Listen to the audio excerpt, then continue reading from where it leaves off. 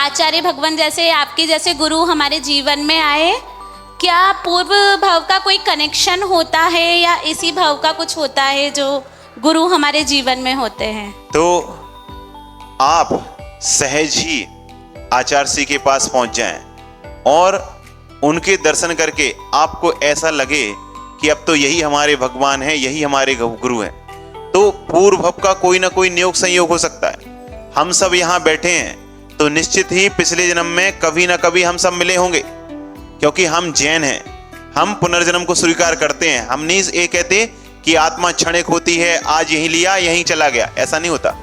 पूर्व के संस्कार भी काम में करते हैं।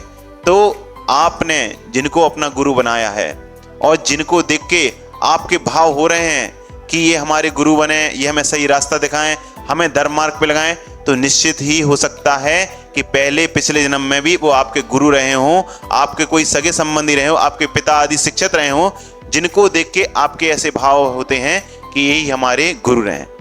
तो इस भव का भी हो सकता है और पिछले भव का भी हो सकता है।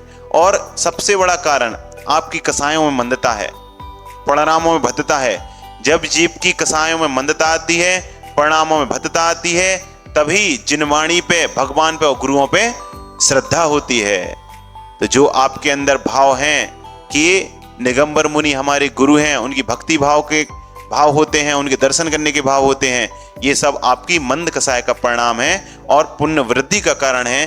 पिछले जन्म का भी कोई नियोग संयोग हो सकता है और इस जन्म का भी हो सकता है।